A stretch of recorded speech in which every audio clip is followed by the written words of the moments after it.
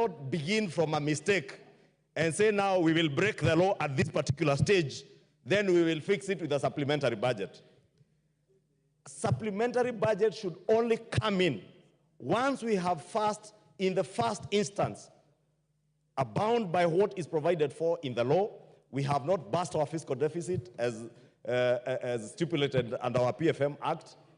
And if in the course of implementation of this budget, there are additional expenditures that then would lead to a bursting of that fiscal deficit, then we call for a supplementary budget. But we cannot say that at this point what we should be doing is a supplementary budget. What shall we be supplementing if we are even yet to pass the appropriations bill?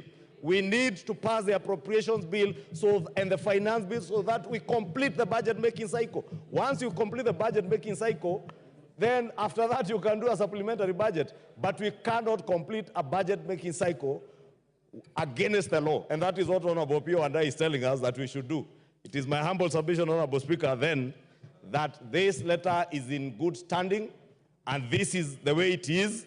I saw a number of votes, Honorable Speaker, and I said on Tuesday, Honorable Speaker, when this report was tabled, that someone once quipped that choices have consequences. And in lawmaking, the same is true.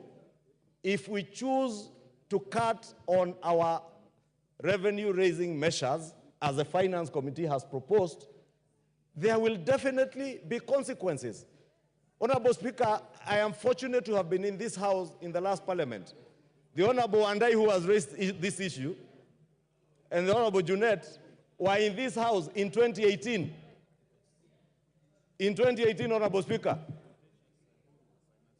you remember the contentious Uhuru second term, the second finance bill. It was equally contentious. And you remember the debate that was there then about fuel, from 16%, 8%, from 0% VAT. And when we did the revenue-raising measures bill in the form of a finance bill, consequently, we had to adjust the expenditure side.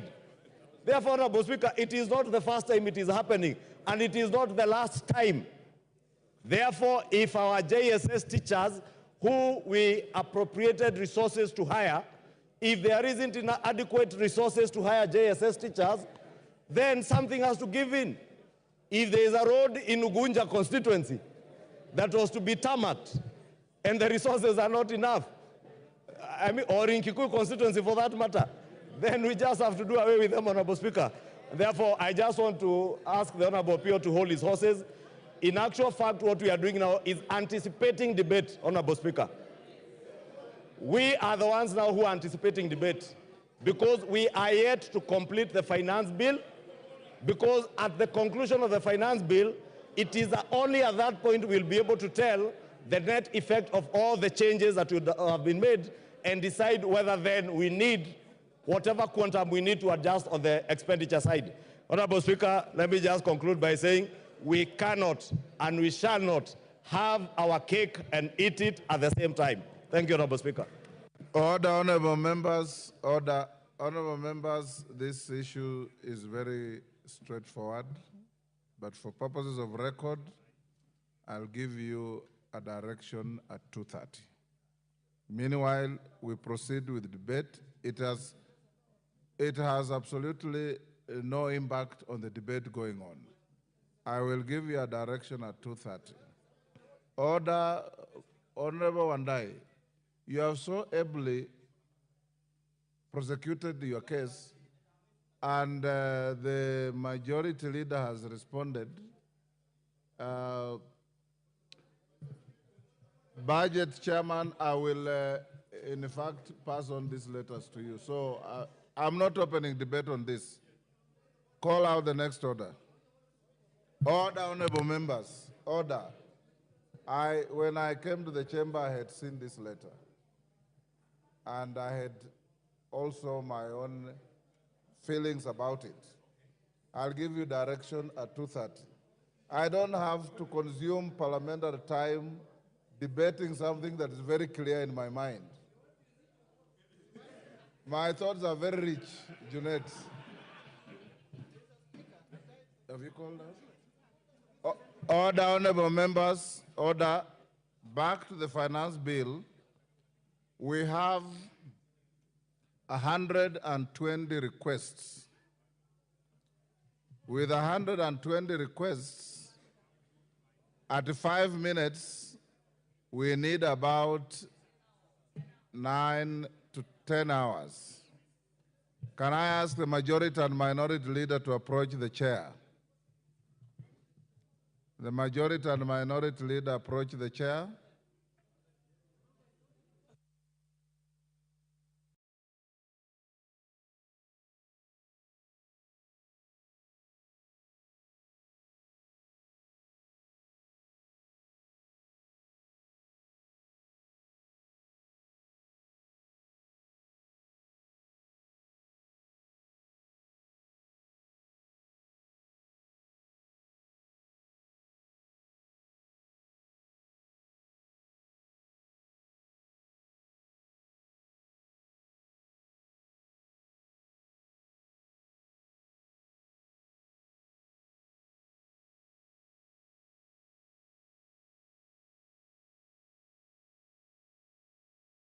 Order, honorable members. Order. Wangela, take your seat.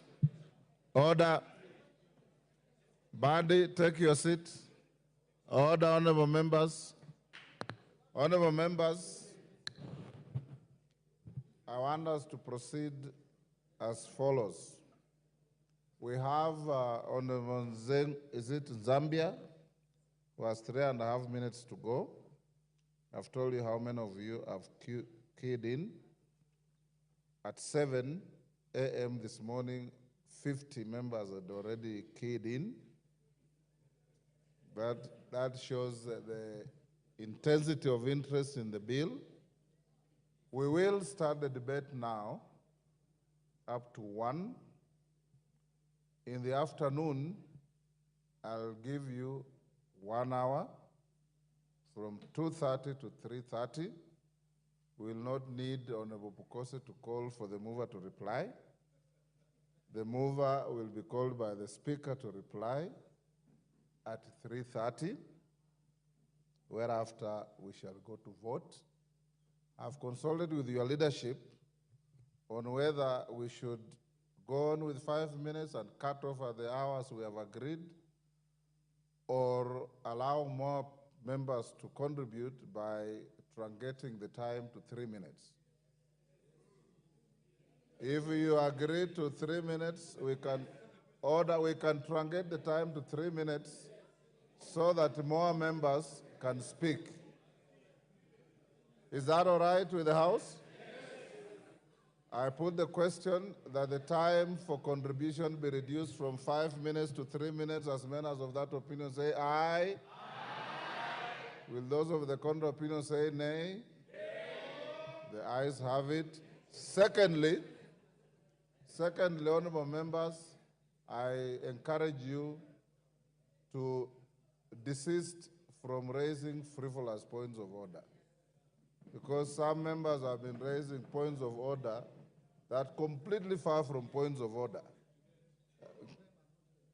Yes. So, in Zambia, you finish your 3.5 minutes. The next members I call, you'll be taking 3 minutes. Members, you also keyed in very early, but sometimes the chair may not necessarily follow the list because you find like you have 10 members in a row from one side. We have to balance the House. So we will be jumping and zigzagging in the list to make sure there's some balanced representation on the floor. Zambia, go on. Thank you, Honorable Speaker, for this opportunity. Honorable Speaker, we have a responsibility as a House to protect the interests of our Kenyan citizens. Honorable Speaker, I totally oppose this finance bill. Reasons being that, Honorable Speaker, we understand that the motor vehicle tax, edible oil tax, among others, have been deleted. But, Honorable Speaker, there are so many hidden taxes Honorable Speaker, when you talk of 7 shillings per litre in fuel levy, it means that the cost of production in the local industries will go up. Honorable Speaker, even the cost of producing bread will be higher than even the normal rate as at now. Honorable Speaker, our Kenyan citizens are struggling to put food on the table. Honorable Speaker, the cost of living is going to increase even further if we consider passing this bill.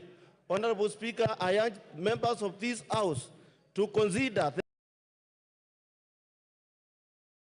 cry outside there of Akina Wanjiku and the others.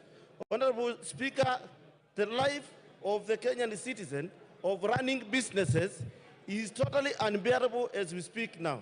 Honorable Speaker, when it comes to the local industries, they are closing down their businesses. Reason being that the cost of production is going high and high every time. And Honorable Speaker, we have come to understand that most of the industries are closing down, making it not possible to keep on employing more of the Kenyan citizens. And Honorable Speaker, when we talk of the NDF, there are so many hidden costs which the Kenyan, as a House, we should come out clear to make sure that the cost of living of the Kenyan citizens is bearable. Thank you, Honorable Chair, Speaker, and as the government, when you talk of the hustlers, the borders, the mama bokas, it is very clear that the things are getting worse and out of hand. Honorable Speaker, I urge this government to reconsider getting a better finance bill to move the Kenyan citizens forward. Thank you, Honorable Speaker. Member for Mandera West. Member for Mandera West. Order, honorable members. Order. The conversations are too loud. Order. Cynthia Muge, take your seat. You've been standing there for 10 minutes. Honorable members, those who want to engage in conversations, there's a lobby out there. You can go and converse and come back. Give me time to hear what members are saying, and give those who want to listen to debate to listen to debate. Member for Mandera West.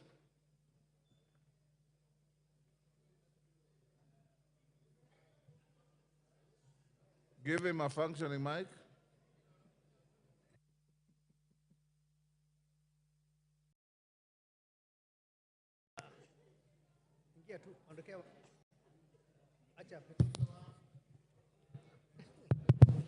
Thank you, Honorable Speaker, for giving me this chance to contribute to this very important bill that is in front of us. Mr. Speaker, sir, finance bill is an annual event. It has been done from the time Kenya was born up to this time. I personally, I think this is the 7th one I am contributing or participating in. And therefore, we all know that without finance bill, there will be no government activity. If you don't pass finance bill and allow the government to continue with its activity, there will be no government activities. And we all know that the government is there for the interest of the community, the larger community.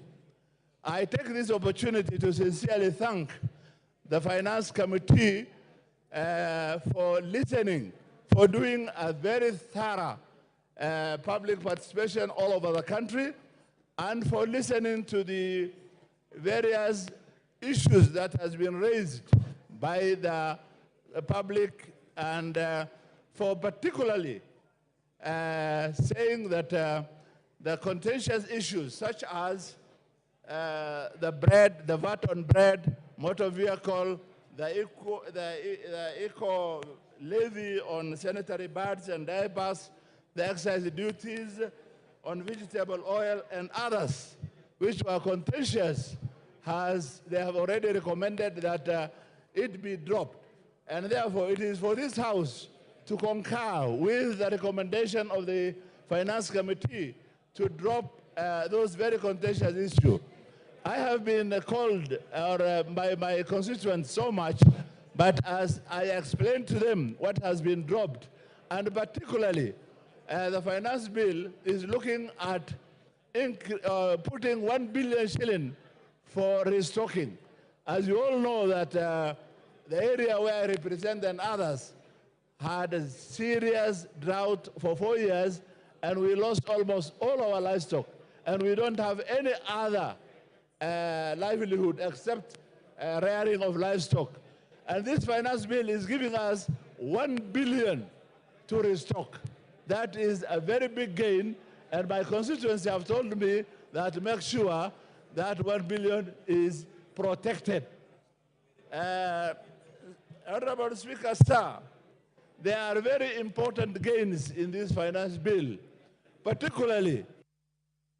Your time up. Irene Mayaka. You have 3 minutes, so compose your thoughts and compress them quickly. Thank you, Honorable Speaker. Honorable Speaker, I take this opportunity to emphatically reject the finance bill. And Honorable Speaker, one of the things that I just want to say and make very clear is that we should not subject ourselves to the pressures that are being implemented by the IMF on funding conditions that they are giving to this country. Honorable Speaker, I want to thank the Gen Z and the people of Kenya because they exercise their rights under Article 1 and 2 of the Constitution, together with Article 37 of the Constitution. Honorable Speaker, in my quest to reject the finance bill, one of the things that I just want to say very clearly, I keep hearing members telling us that we need to start using locally manufactured sanitary towels, and especially to our male members. I just want to tell you, stop taking Panadols for our headache. Locally manufactured sanitary pads are not of good quality. You cannot expect young girls out there to use pads that will make them have infections and such like things. Honorable Speaker, some of the clauses that I really want us to look into and come and also reject is, for example, clause number 63 that talks about KRA having access to our information. Clause number 23 that talks about amateur sporting association being added additional tax. Honorable Speaker, some of the repercussions that we will have as a country if we continue with this finance bill is that we are making our investment climate to become a very unpredictable one. We will make our country not be and have appetite for investments from foreign investors and local investors.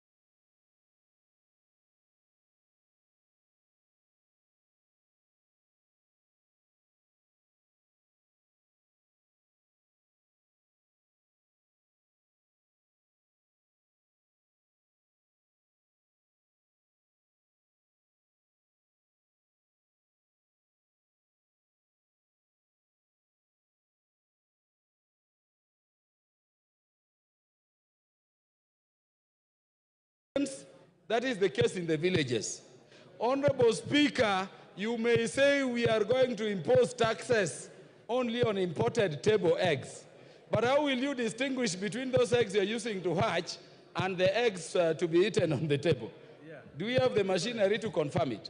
Honorable Speaker, there is no empirical data. And this is where I think the Finance Committee failed this House. Do we have data in terms of the amount of eggs which are imported against the amounts produced locally that are in our market? Once we increase the price for imported eggs, going by the amounts, my fear, Honorable Speaker, is that when you go to the shop, you will not distinguish. Honorable Speaker, the last... Time up. Ferdinand Wanyonyi. It is 3 minutes. Don't talk as if it is 10 minutes. It's 3 minutes.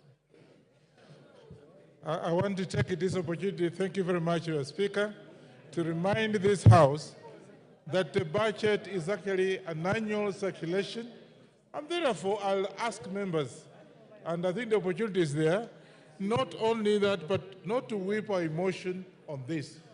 Let's not whip our emotion on this. The opportunity has been given to us to have suggestions, so that I can be able to have suggestions that can be able to at least correct whatever we've gone wrong, to be able to correct and put in whatever input you can put to be able to create more opportunities for our people. Therefore, Mr. Speaker, mine is to ask members to come up with those suggestions, because the ball is in our court, to be able to come up with whatever suggestions you have, to be able to correct and implement some of these issues that can be able to make this country to be self-sustainable. As you know, you are told Kenya is now the 27th fastest growing economy in the whole country. And therefore, I want to take this opportunity to thank the committee led by my brother Kimani, that we should be able to move faster and be able to come in with suggestions to be able to move, because one of which, as you say, you want to dismiss this particular proposal. We have CDF, and have given us like 50 million shillings.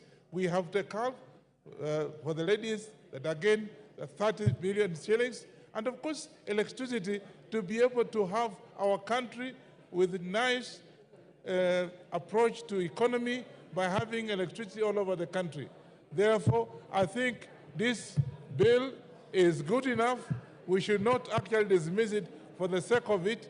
We should be able to come in with positive approach to be able to move forward. As it is today, I do just want to dismiss because somebody called me and asked him, what do you want me to remove? He didn't even know. So let's not go by emotion. Let's go by whatever we have and be able to move forward our economy. Thank you. Thank you. Manduku.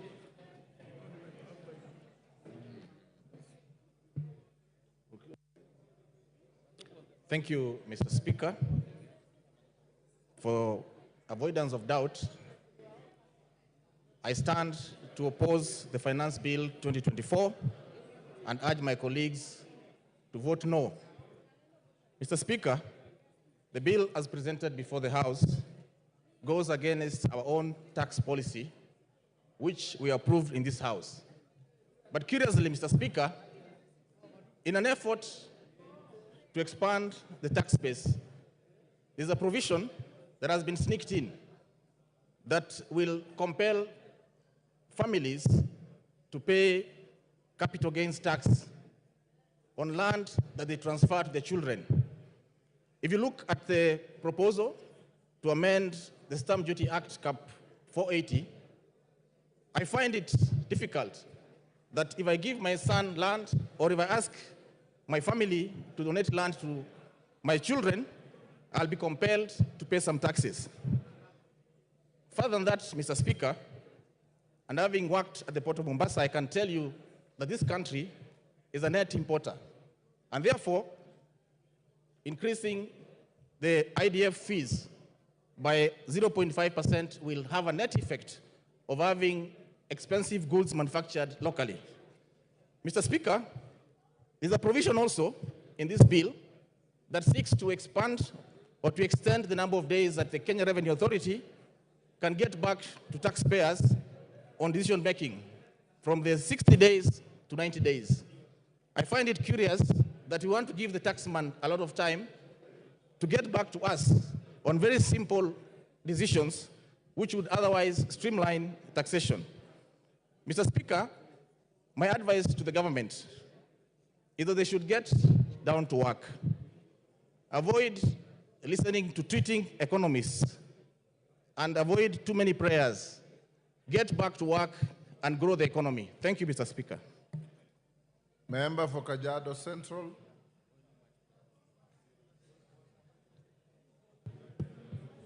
Thank you, Honorable Speaker, for giving me this opportunity.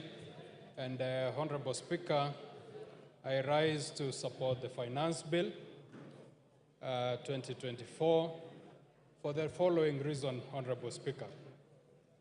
One, the Finance Act 2023 had reduced the import declaration fee from 3.5 to 2.5%.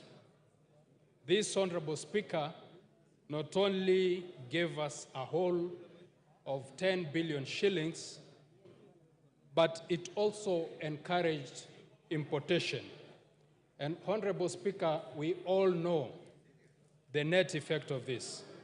The proposed finance bill, Honorable Speaker, is proposing to take back the importation declaration fee to 3.5 and therefore discouraging importation and therefore growing our industries. Honorable Speaker, I'd like to commend the Gen Zs who have been out there, but also advise them to seek information, because one of the reasons why these young people are out in the streets is mainly because of unemployment. This importation declaration fee that has been increased seeks to grow our manufacturing sector and therefore seeks to employ the same young people. Second, Honorable Speaker, is the eco levy in clause 45 of the bill. Honorable Speaker, we all know the effects of climate change, the negative effects of climate change.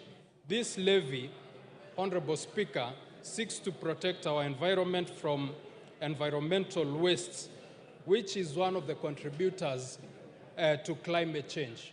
Honorable Speaker, we could go on climate change and the effects and the negative effects that this has brought to the economy of this country. And lastly, Honorable Speaker, as a pastoralist, and I also urge the pastoralist members who are here to be keen. In the past budget, we have 1 billion shillings that is meant to be restocking money for our people. Our people had suffered losses due to drought. The 1 billion is going to be a game changer to our people. There is also money for value addition. And this, Honorable Speaker, I support the bill. Thank you. Thank you. Karole Omondi.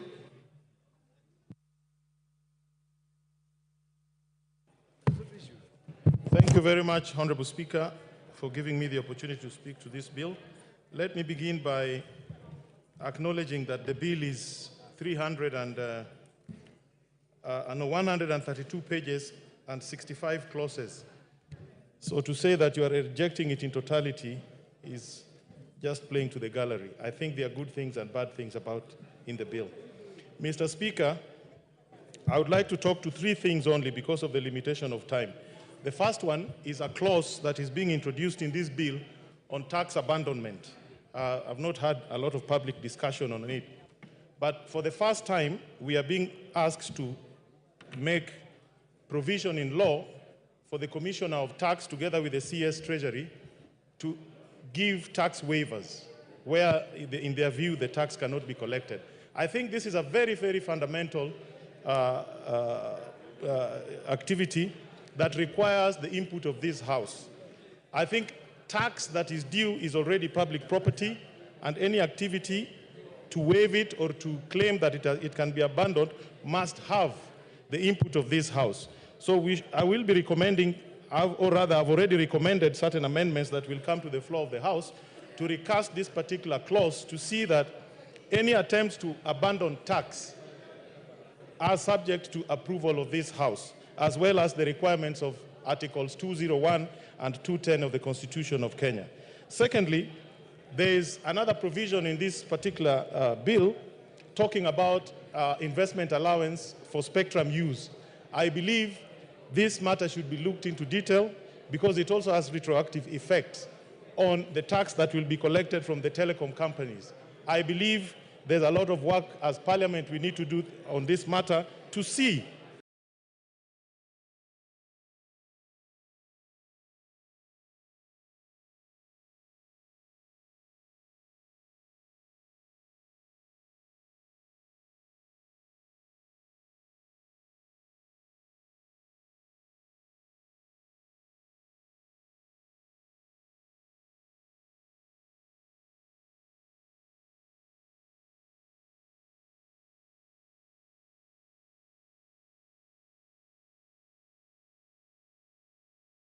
that we do not. If possible, you could add me a few minutes so that I bring forth a message. If possible, you could add me a few minutes so that I bring forth a message I have for the House. Okay, I'll give you an extra 2 minutes, so you have 5 minutes. Thank you very much, Honorable Speaker. Honorable Speaker, as the rule provides in the PFM Act, Article 39A, that we have to balance our expenditure and our revenues. Honorable Speaker, I want to talk as the chairman of budget, and I actually want to talk as an indifferent party, that whatever may happen on the bill, the Budget and Appropriations Committee is prepared, Honorable Speaker. But from the onset, we want to laud Kenyans for their voices. This country belongs to Kenyans, and when they express themselves, they are doing precisely what the Constitution provides. I also want to laud all the Kenyan leaders, including our side of government and the other side, Honorable Speaker, because we are all geared to the welfare of the Kenyan people. Honorable Speaker, I have since, and I want members to, if possible, they can have this in their mind as we debate. I have since received a letter and communication from the National Treasury addressed to the clerk of the National Assembly, but I am copied as the chairperson of budget. Honorable Speaker, the Treasury is looking in all scenarios. Scenario number one, if the bill passes only with the amendments from the Finance Committee. Scenario number two is actually if the bill, the MPs in their wisdom decide that we shelve it. Honorable Speaker, if the status quo remains, that we pass the bill as proposed by the Honorable Kimani Kuria and the committee, the appropriations bill passes as it is, Honorable Speaker, as we did last week. However, Honorable Speaker, it is important for members to note that in case there is a downfall in terms of the revenues by the proposed 200 billion that was to be raised in the finance bill, Honorable Speaker, then the government and the National Treasury and the Budget Committee is also prepared for that scenario. And I have communication, Honorable Speaker, from the National Treasury, from the proposals. And I wish that I read some of them, that if the bill does not pass, Honorable Speaker, we'll be reducing the budget for the State House for 51 million, budget at the State Office of the President for 51 million, security organs, defense, for example, will be losing 7.75 billion, ongoing TVETs in our constituencies will have to shelve that ambition by reducing by 800 million, Honorable Speaker. Higher Education Loans Board will be losing 3.2 billion. Honorable Speaker, the JSS teachers, 46,000 of them, Honorable Speaker, by letting this bill pass, will actually be giving jobs at the permanent and pensionable. Honorable Speaker, if the wisdom of this House is to shelve that decision, then it means the JSS teachers, whom, Honorable Speaker, I would persuade this House that we confirm there will be no funding. NGCDF will be reducing by 15 billion shillings, which is 50 million per constituency, Honorable Speaker. The monies we appropriated for electricity, 50 million per constituency, Honorable Speaker, by, again, not giving the National Treasury the power for more revenue-raising measures, the 50 million per constituency will be disappearing today, Honorable Speaker. Coffee Cheriford will be cut 1 billion, Honorable Speaker, if there is no funding, Honorable Speaker, through the finance bill. Our last plea is this. This letter is public information. It can be shared to the members of parliament. Honorable Speaker, my plea is this, as the chairman of budget, that if it's possible, the House Business Committee can actually bring the appropriations bill this afternoon, that the decision that we take in the finance bill, we can also cascade the same by appropriating the proposed cuts in the appropriation bill so that we can finish the entire business today, Honorable Speaker. However, Honorable Speaker, I am sure with the same energy that we are speaking either for or against, we will also explain to Kenyans, the JSS teachers, I am sure those who will be voting against their confirmation to PNP, we will also explain to them, Honorable Speaker. Those voting against increment in CDF will also be, Honorable Speaker, explaining to Kenyans about it. Those who will be voting against the increment, Honorable Speaker, of employing 20,000 more teachers will have an ample time to explain to the teachers of this country, Honorable Speaker. And Honorable Speaker, the proposed cut in terms of roads is 15 billion. Those who will be voting against the increment of 15 billion to roads, I am sure they'll eloquently explain to Kenyans about it also, Honorable Speaker.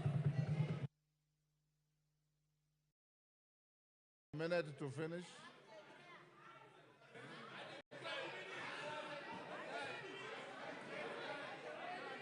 Order.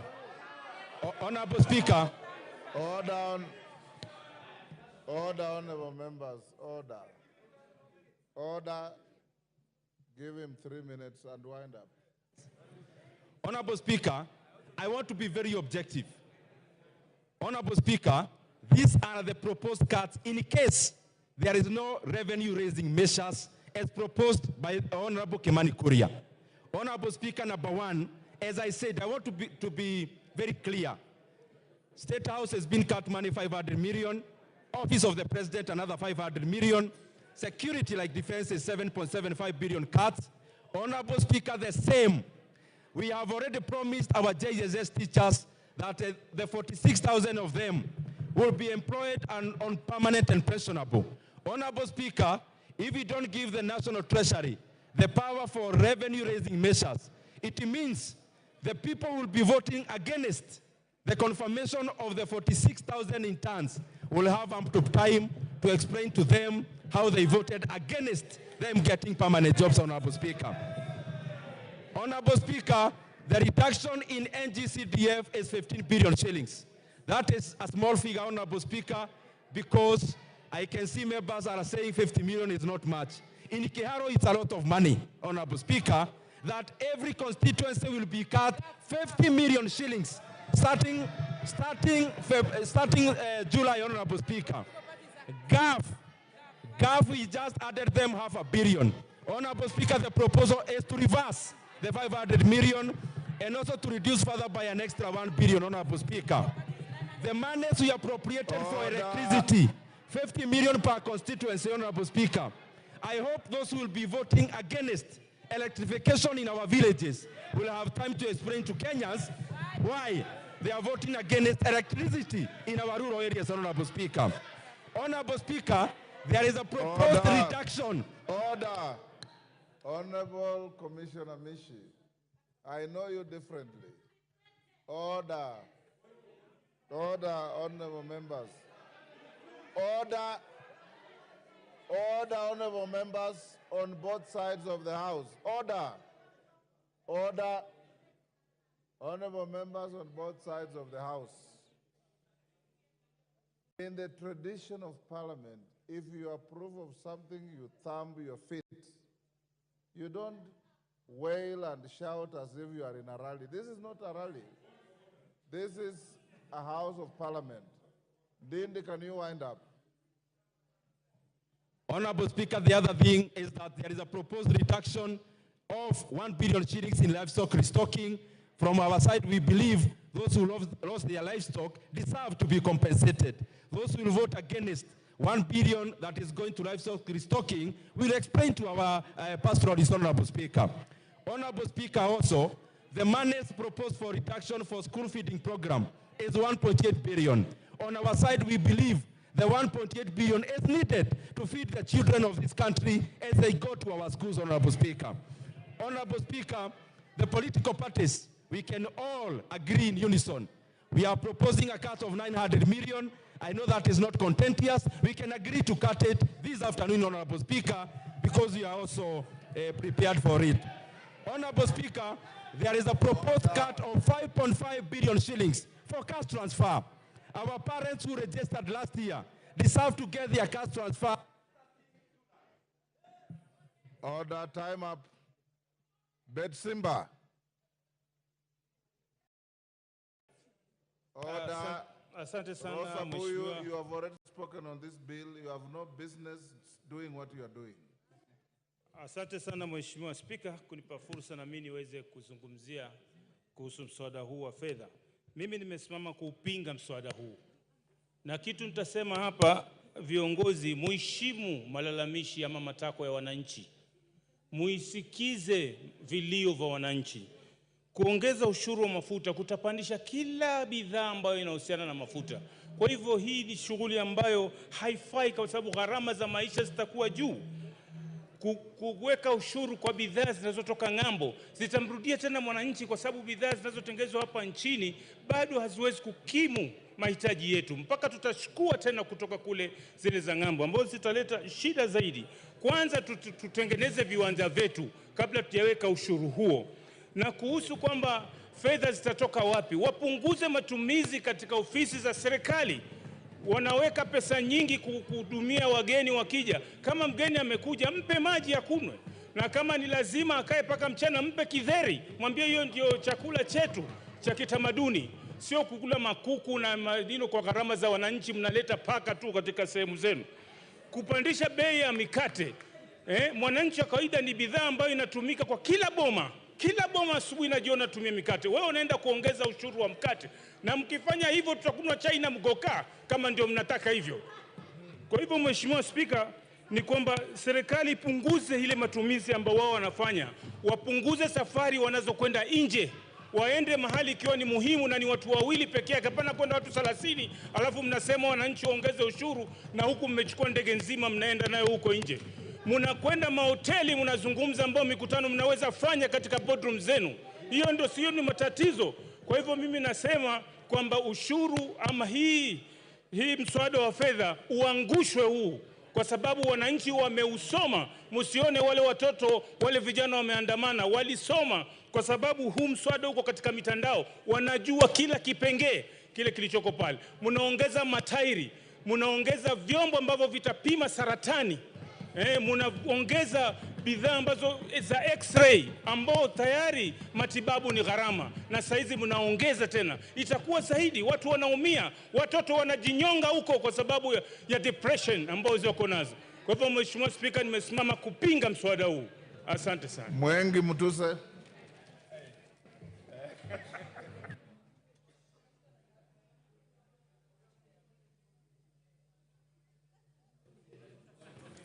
Thank you, Mr. Speaker. Mr. Speaker, my friends. Thank you, Mr. Speaker. I wish to make a very brief contribution. And my contribution, first of all, is to debunk some erroneous myths that have been perpetuated in this debate. Mr. Speaker, during this debate, a perception has been created that the contestations are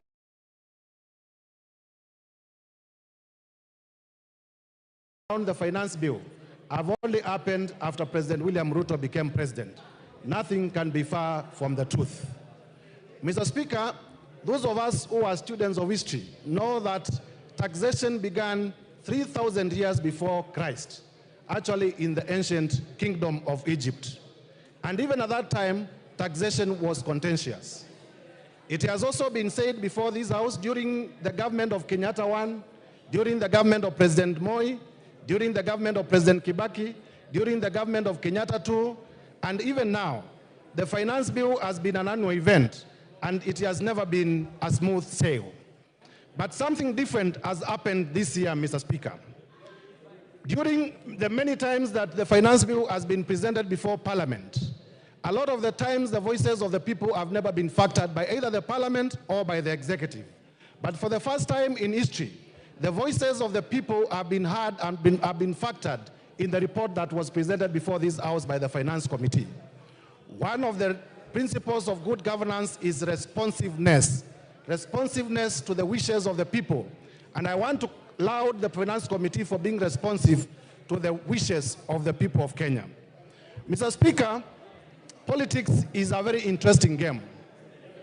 On Tuesday, and if we may be heard in silence, Mr. Speaker, on Tuesday, after we finished our parliamentary group, I had a very jovial discussion with some of my friends who are on the other side. I had very jovial discussions with some of my friends who are on the other side, and they were saying, why have you removed everything that you wanted to rely on in the finance bill to do politics?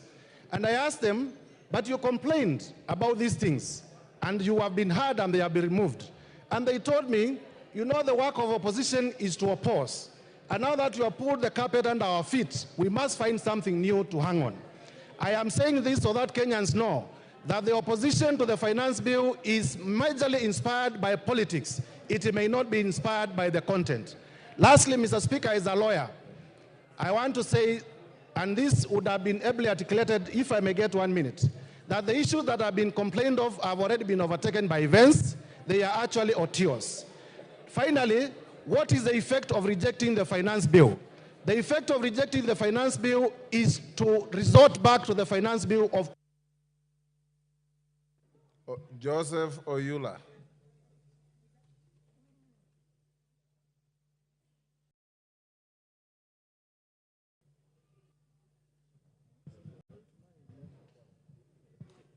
Well, thank you, Mr. Speaker, for giving me this opportunity to also contribute to this important bill. Mr. Speaker, I want to start by thanking the Finance Committee for the work well done. It took a long time, but they came up with a good report. Mr. Speaker, notwithstanding the amendments that were made, this bill was a disaster. This bill is assuming that the Kenyans' tax rate should move to a higher rate regime, which is not comfortable for this country at all.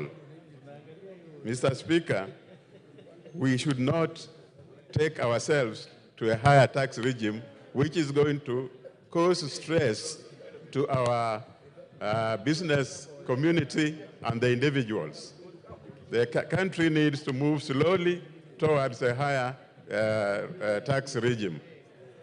If the country is moved very fast, Mr. Speaker, then we will not balance our budget. Mr. Speaker, we need to make sure that the revenue is raised, yes, but also the tax rate is comfortable to the community of this country. Mr. Speaker, as we go through this bill, Mr. Speaker, let us note that increasing the tax rates does not guarantee raising that money. It has happened in the bill for 2023. We never made it. The chances are that during this period, we may also not make it. So the Treasury should not come up with such a disastrous proposal in the tax rates. It is for this reason, Mr. Speaker, that we are rejecting this bill, and I would want the Treasury to take it back and come up with a bill that is balanced, a bill that will ensure the country is raising revenue, and a bill that will ensure the people of Kenya are not stressed. This is very important, because if we raise the tax and we don't get that money, it will not help the country at all. Thank you, Mr. Speaker. Jen Kagiri. Thank you, Honorable Speaker, for giving me an opportunity to contribute to this very important bill. Honorable Speaker, allow me to start by congratulating the Finance Committee for listening to Kenyans and honoring their request on the deletion of the taxes that they felt that were punitive on them. Honorable Speaker, I would want to contribute on the clause on the introduction of eco-levy on sanitary towels and diapers. Honorable Speaker, I speak as the chairperson of the 47 women representatives. And recently, Honorable Speaker, we had the opportunity of enacting the Education Act of 2016, where we ensured that every student from class 5 to class 8, girls receive their sanitary towels. Honorable Speaker, out of the 47 counties, only 4 local manufacturers were given the opportunity to supply these sanitary towels. Honorable Speaker, this prominent house has been treated to a lot of drama and untruthful stories of the situation we find ourselves with sanitary towels. Allow me, Honorable Speaker, to state that this levy has been introduced so that we encourage our local production and our local manufacturers, Honorable Speaker. I hear some members say that we will have low supply because we don't have enough manufacturers. Honorable Speaker, I have had conversations with our manufacturers who are able to produce enough sanitary towels for us. Honorable Speaker, a visit to the supermarkets made me learn that sanitary towels that are locally manufactured are cheaper than those that are imported. Honorable Speaker, we cannot allow importers to continue making unscrupulous profits on Kenyans here, yet they pay no excise on their products, and the local manufacturers have to pay VAT on their raw materials. Honorable Speaker, I stand to support this bill, and I stand to support the eco-levy be charged on sanitary towels and diapers to ensure that we grow our local manufacturers. A local manufacturer told me he used to have 600 employees. He has reduced them to 100 because of idle capacity. Honorable Speaker, it is our time to stop speaking from both sides of our mouths. If we want to create employment, we cannot be the defenders of importers. Anybody who wants to import can come set up their industry locally, and that way we are going to give them all the business that they need. And if they lack a place to go and establish their industries, I'm gladly welcoming them to Laikipia County, where they can come and set up a manufacturing industry, and we will not charge them any duty as long as they are producing diapers and sanitary towels locally within our country. Honorable Speaker, allow me to conclude by saying, Honorable Speaker, allow me to conclude by saying, I'm speaking as a user of sanitary towels, as well as a mother to a toddler who uses diapers. So, Honorable Speaker, anybody telling us about imported sanitary towels, they range from the price of 75 shillings to around 175 shillings. Locally produced sanitary towels are ranging between 55 shillings and 75 shillings. Andon Olwach.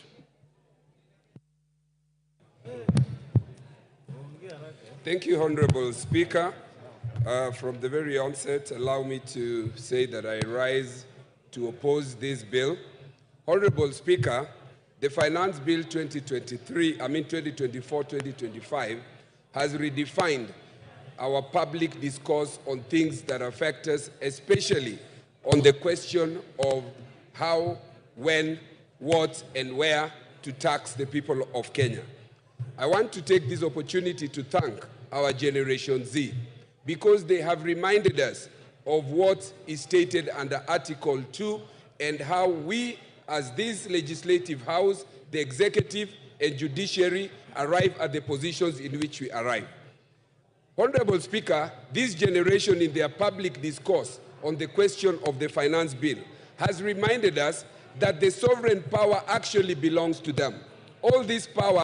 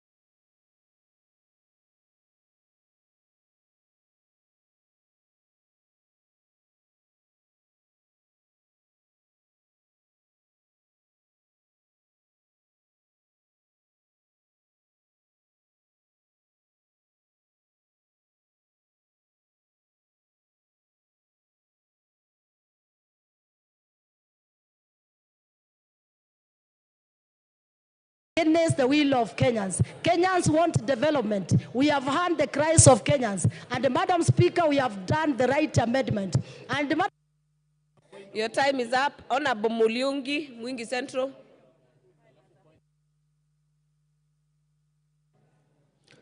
Thank you, Madam Speaker. Madam Speaker, I am directed by the people of Mwingi Central and the youth in general to reject this bill. Madam Speaker, I therefore rise to oppose. Madam Speaker, this bill is not only punitive, but retrogressive. Madam Speaker, the amendments done by the Finance Committee were meant to hoodwink Kenyans because in the first instance, why didn't you put tax on bread? Why didn't you put tax on diapers? Why did you put tax on cooking oil? These are essentials. Why did you put tax on M-Pesa? Why did you put tax on boda? Madam Speaker, I'm very disturbed by this finance bill, especially because this government is insensitive even to the sick. There is a tax on cancer equipment, which will eventually increase the cost of treatment of cancer. Madam Speaker, the bill in general intends to increase taxation, which eventually will increase the cost of living. And it will make life harder and make Kenyans poorer. Madam Speaker, we recall that the Kenya Kwanza government promised a bottom-up economic model, taking money to the hustlers, to the villages, to the poor. But this bill is now taking money from the poor and bringing it back to Nairobi. Madam Speaker, I care for the people of Mwingi. I care for the jobless. I care for the youth. I care for the hustlers. I therefore reject the bill. I reject high taxation. I reject high cost of living. I reject poverty. I reject oppression. I condemn Treasury for bringing this shoddy bill to Parliament. And therefore I demand its withdrawal.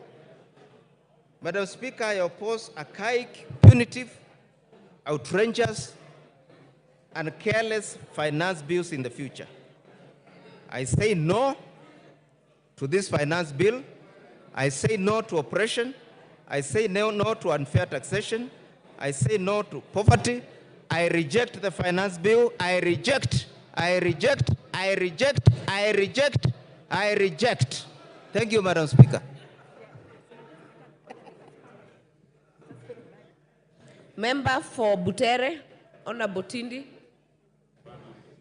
Asante sana, Madam. Asante sana, Bi Speaker, kwa kunipea nafasi. Jambo la kwanza nataka niseme nimesimama kwa kupinga mswada huu wa fedha mwaka wa 2024. Bi Speaker, vile unajua Wakenya wanahangaika, gharama ya maisha iko juu, na serikali ambayo iko kwa mamlaka ilitafuta kura na mamlaka ikiambia Wakenya ya kwamba watashukisha ushuru, wakasema ya kwamba wataweka pesa mfukoni, watatengeneza kazi na watafanya maisha ikue mema kwa ule Mkenya wa kawaida. Kwa hivyo hii mswada wa fedha unaongeza ushuru ambayo ni kinyume na vile walieleza Wakenya. Hii mswada unaongeza gharama kwa ubebaji wa miwa kutoka kwa shamba ikienda katika kiwanda, na hiyo itadhuru bei ya mkulima kupata ile faida kutoka kwa miwa. Pia tuko na kipengele ambacho kinaongea kuhusu maneno ya kuongeza bei kwa vifaa vya kufanya utafiti katika ugonjwa wa saratani. Kwa hivyo mimi kama mjumbe wa Butere, Bi Speaker, mimi napinga mswada huu wa fedha 2024, na nasema ya kwamba wenzangu ambao wako kwa serikali watimize ile ahadi ambayo waliambia Wakenya Tunataka tuone mama mboga akifaidika katika serikali, tunataka kuona bodaboda akifaidika, tunataka kuona mtu wa chini ambaye ni hasla akifaidika, tunataka tuone viwanda zikinawiri, sio kuweka ushuru mingi katika viwanda. Kwa hivyo, Speaker, mimi kama mjumbe wa Butere nataka niende katika rekodi ya kwamba nimepinga mswada huu, na najua Wakenya wengi wako na sisi tutapiga kupinga mswada wa 2024. Asanteni sana.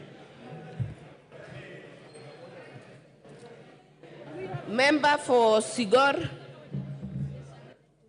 Lochakapong. Yeah, thank you, Honorable Speaker. Now I rise to support this Finance Bill 2024. And Honorable Speaker,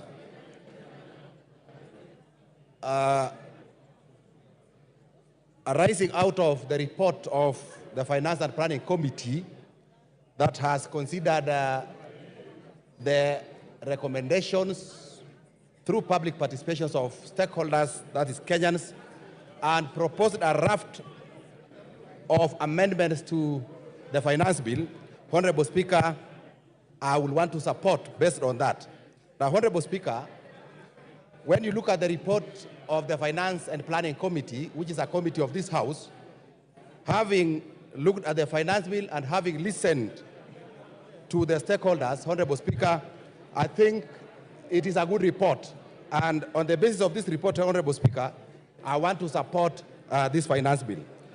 Now, Honorable Speaker, it will also be dishonest for those opposing this report and this bill that they are only looking at the Finance Bill as proposed and not looking at the report of the committee that has looked at this Finance Bill. Honorable Speaker, now arising out of the engagement from public participation and the stakeholders, Honorable Speaker, now the committee has proposed a raft of amendments to the bill which has taken into account the wishes and the thinking of the majority of Kenyans. Now, Honorable Speaker, I think it will also be important to inform the Gen Zs that they need to be updated because they are on the streets based on the original bill and not taking into account what the committee has recommended for amendment. Now, Honorable Speaker, when you look at the committee's report, there is a proposal to increase the excise duty on money transfer services, which has since been dropped by the committee. Now, motor vehicle tax of 2.5%, Honorable Speaker, has been dropped. 16% VAT on financial services has also been dropped by the committee in their recommendation. And I think, Honorable Speaker, this is a good thing. Now, Honorable Speaker, from the report of this committee, now, KRA, they have dropped the KRA to access personal data, and that has been dropped. 16% VAT on solar has also been dropped. Now 16% VAT on ordinary bread has also been dropped. So I think it is good to tell the country that that is what has happened. Now, Honorable Speaker, there is a proposal in the budget of 1 billion shillings for livestock. Member for Migori, Honorable Fatuma.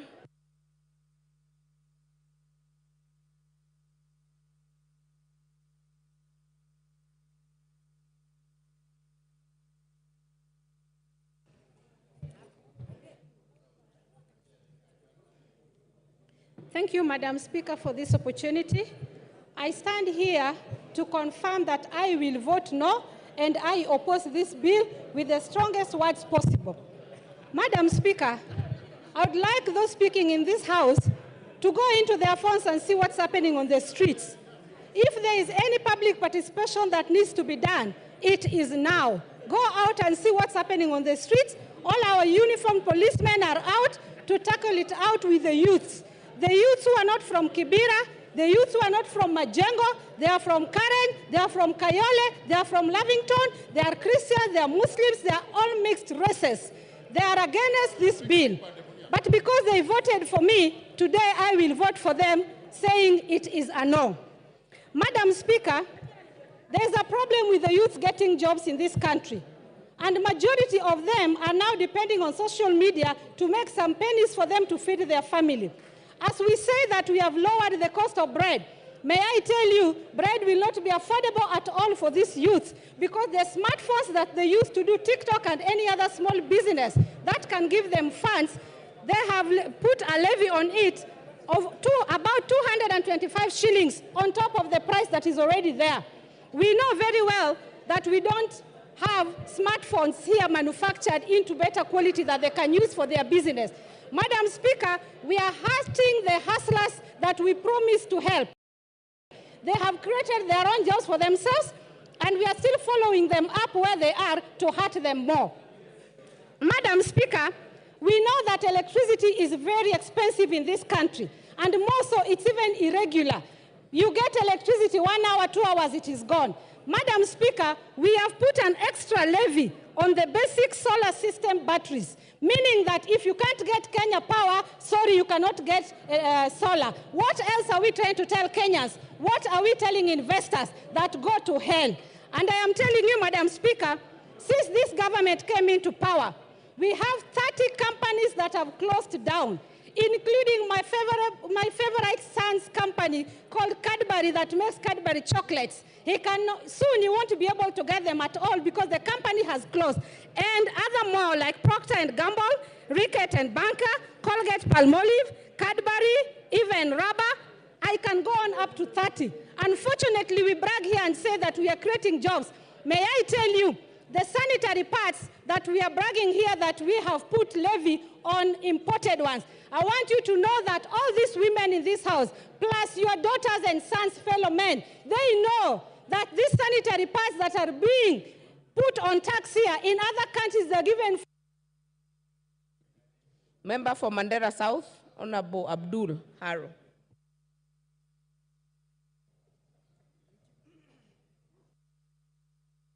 Give me the mic. Yeah, thank you, Honorable Speaker, for giving me this opportunity to put my voice on this very important debate. Honorable Speaker, I must say the finance bill, as it was originally prepared by the Treasury, was a bill that I was prepared to vote no on a number of clauses.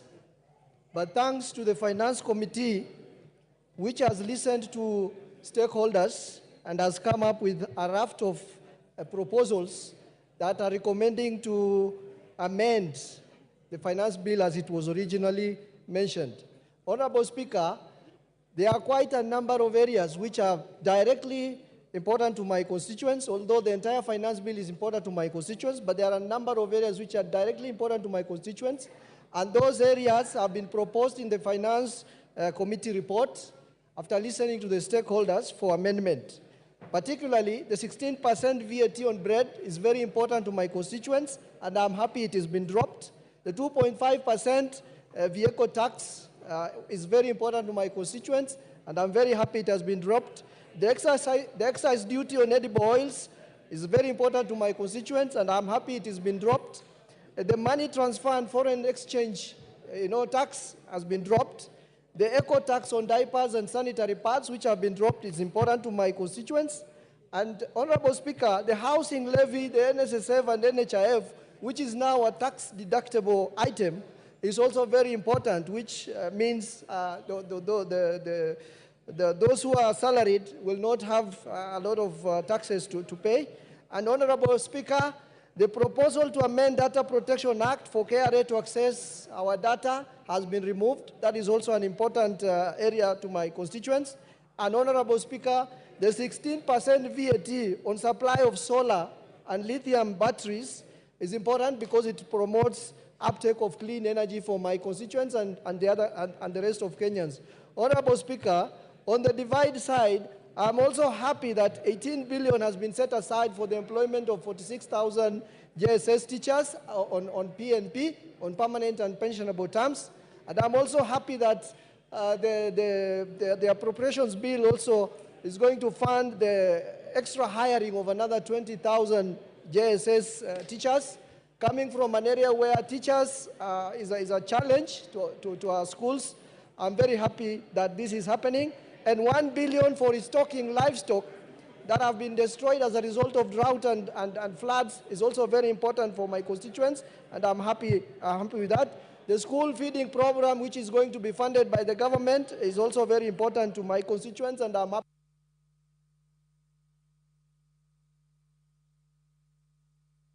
Your time is up. Member for Westlands.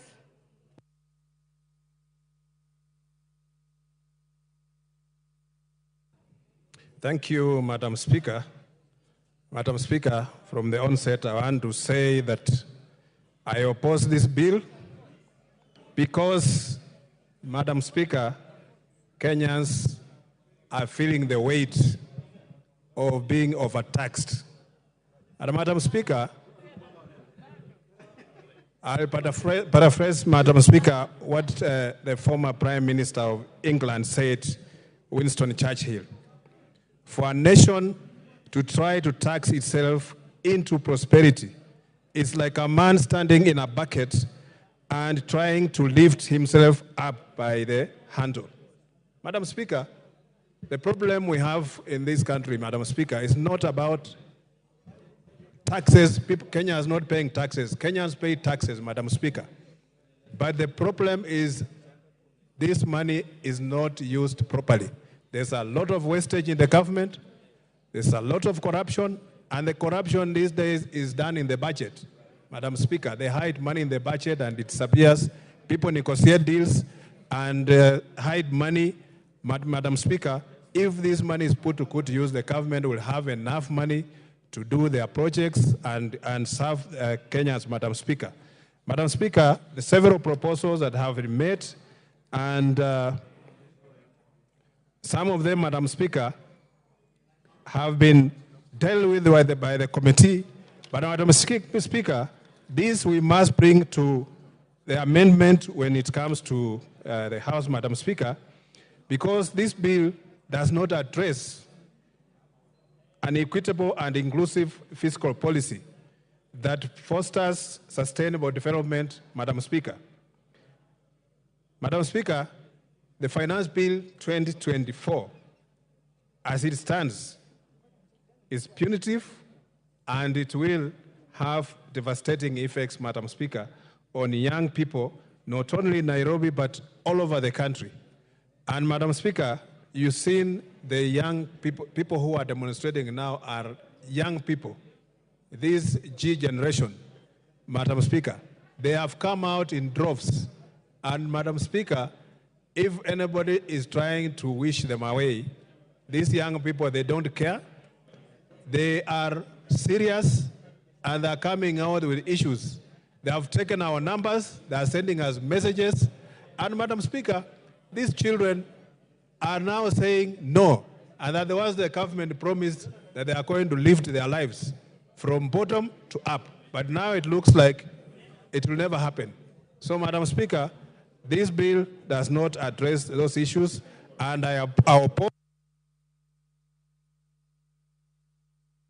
Honorable Mark Mwenje. Thank you, Honorable Speaker. Honorable Speaker, I rise to reject this finance bill. And from the onset, just bring to the attention of how Gen Z has been encouraging us to steal the bill and run out with it. And we've hoped that the Speaker will communicate that the process doesn't work that way. Honorable Speaker, the finance bill has a lot of grievances, whether it's tax, motor vehicle tax, whether it's bread tax. We're exempting VAT from transfer of businesses. Makes me wonder whose business is this that wants to be acquired, and so many other taxes. Honorable Speaker, you go to the report, it has retained excise duty on motorcycles, it has retained also on data, and we're talking of digital hubs. Gambling, there is a tax that has been increased, both VAT and excise duty. This will mean there's a black market, and more importantly, will also lead to less collection, as we saw last year. The target was 31 billion, we've only collected 26 billion. We should learn from what has happened with capital gains tax. We increased it last year, this year it's been reduced. Why? Because we collected less. The eco-levy on medical equipment, such as cancer, why are we increasing taxes on cancer patients? imports. We're an importing nation.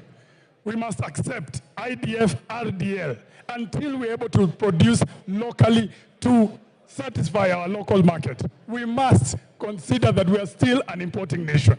Come to Nairobi, you'll find shops have been closed, Honorable Speaker. Honorable Speaker, there's a clause 57 here that if you fail to integrate into e-teams, the fine is 2 million. It's been proposed by the committee, they lower this. They've not said how much. So that is what you stand to lose, Honorable Speaker.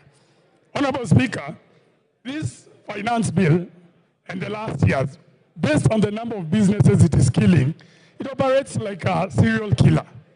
And serial killers leave a trademark so that they can be identified. You want to find it in this finance bill, it's in clause 66. Why would you put that clause there, Honorable Speaker? Honorable Speaker, clause 63, which talks about KRA accessing your data. I want to challenge the entire House. Look at the amendments of the committee. They have not said they are withdrawing this clause. This clause still remains as per the recommendation in the report. So, and I want to tell the members on the other side, this clause will hurt you more than it will hurt me, Honorable Speaker. Finally, Honorable Speaker, Section 54 of the Housing Act. Why are we deleting it? Who are we selling these houses to?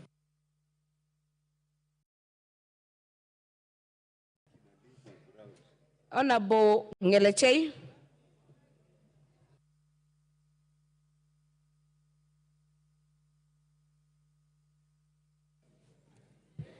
Thank you, Madam Speaker, for giving the people of Elgeyo Marakwet an opportunity to speak on the Finance Bill 2024. Madam Speaker, first of all, before I say something, at times it is very dishonest or very ignorant for members of Parliament who would want to celebrate the increase in CDF, NGAF, and get other funding for maybe electricity, water, without telling Kenyans where the money is supposed to come from. Again, Madam Speaker, I think there is a misconception there in the public, especially the Generation Z. They don't understand that the finance bill is there to enable the budget, for the budget to be implemented. We cannot purport to implement the budget without without actually knowing where to get the money from, Madam Speaker. I want to say, for the Generation Z to get jobs, we need to impose tax on imported goods so that we encourage our local manufacturers, Madam Speaker, to be able to produce and employ these youth, Madam Speaker. This tax will ensure that the JSS teachers get employed, Madam Speaker. We also recently saw the intern doctors demonstrating, Madam Speaker, and the government could not raise funds to facilitate and pay them, Madam Speaker. The only way that this can be realized is, Madam Speaker, by ensuring that we get tax and we get levies from Wananchi, Madam Speaker. Madam Speaker, there is also a misconception on so much. I am a farmer and I come from Elgeyo Marakwet where people farm. Tax on imported potatoes, eggs, avocados from outside. I think I support, Madam Speaker, because we also need our farmers to produce and sell their produce, Madam Speaker, in the local market. But then, Madam Speaker, if we waive the tax from eggs that are imported from outside, potatoes, they always flood our market from our neighboring countries. And our farmer is going to lose it big time, Madam Speaker. Madam Speaker, somebody called Benjamin Franklin said, in this world, nothing can be said to be certain except death and taxes. For a country to run, Madam Speaker, and I want to pity the current government, Mr. Speaker, sir, because when it borrows, there is complaint and public outcry that we are over borrowing. Again, when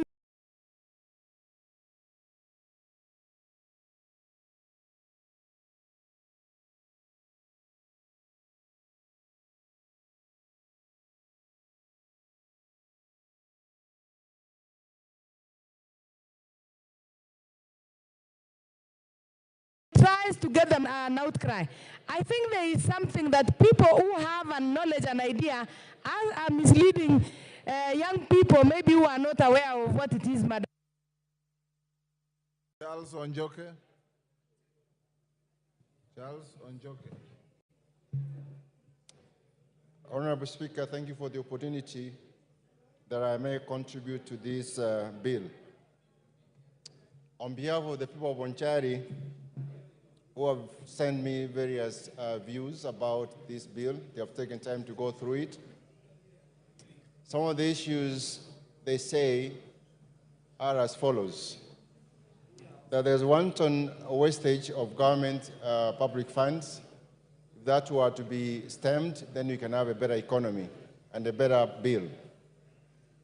Two, the bill as is, the VAT on bread is not acceptable by the people of Bonchari. The tax on motor vehicles, and most of the taxes seem to be dampening the economy. We would have to see a situation where the taxes promote the growth of our economy. The basis of taxation is two things: the base and the rate. We seem Treasury and KRA to be fixated on the rate. The base is stagnated.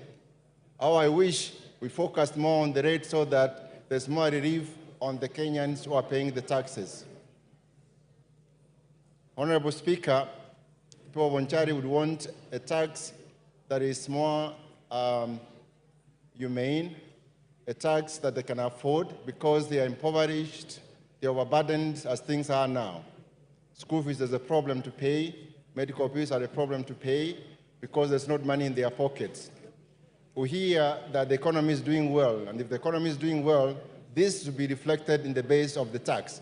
But instead, we are seeing the rate being raised without being compensated on the base that is said to be growing. The two items that are touted to indicate that the economy is growing is the dropping inflation and the exchange rate. However, the public debt that is rising all the time is not discussed. The unemployment, where you get 2 out of 3 people unemployed, particularly the youth, is not discussed. Those are very critical items of the economy, the state of any economy. We'd want measures in our physical strategy or plan that speak to addressing the unemployment in this country. With those, Mr. Speaker, and following the recommendation of the people of Bonchari, I object the bill.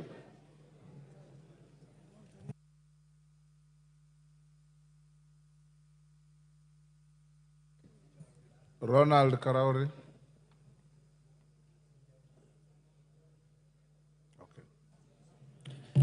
Thank you, Mr. Speaker, for giving me an opportunity to contribute to this motion. And I want to start by commending our Gen Z Kenyans who came out in large numbers. I think some of us who are never involved in politics, and these young people are realizing now that change will not come if they do not get involved.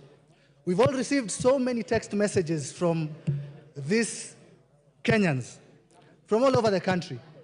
Some of them were asking for donations, some of them were for sponsorships for school, most of them were about the finance bill. We're also getting M-Pesas to confirm our identity. Mr. Speaker, regrettably, the maximum amount I got was less than 50 shillings, while most of my counterparts got over 100,000. But I want to encourage Kenyans to keep contributing because I have a foundation which supports needy children in Kansarani to go to school. I understand the frustration of these Kenyans. When there is a tax on bread, when they do not have jobs, I understand why they would go on the streets. When you have failure in collection of taxes and never achieve the target, and you see bloated budgets and expenditures, it is very likely that people will go on the street. When you see a policymaker, I saw someone from KRA on TV the other day who could not explain the motor vehicle tax. This only creates the perception in the public that these taxes are out there to hurt them and not to help them. But even as I say that, Mr. Speaker, we must come back to reality. We have a budget deficit that we need to bridge. We need to stop borrowing. Members of this House passed a budget policy statement. I talked to one of my colleagues here and he told me we will pass the budget policy, but we will reject the finance bill. You know, when we talk about integrity, we need to start there. The changes have already been made, and I want to commend the Finance Committee. The VAT on bread has been dropped. The excise on vegetable oil has been dropped. The motor vehicle tax has been dropped. Mobile money transfer has been dropped. I would be a very deceptive individual if I did not change my stance and now support the bill with the amendments. For the Gen Z, I want to tell you the headlines of yesterday's newspapers. Nation headline said, Ruto backs down. The Standard talked about Ruto beats a retreat. My advice to them is that you've already won. In terms of the budget policy, the changes have been made in the finance bill, and you should be celebrating. And with those... Ivo Bara.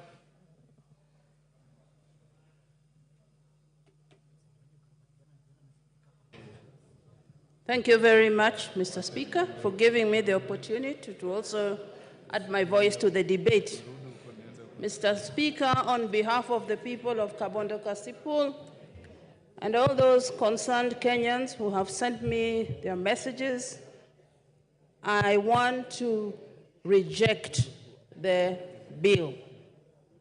Mr. Speaker, I listened to the chair of budget, Mr. Ndindi Nyoro, when he gave a raft of areas of budget cuts in case we do not approve this budget.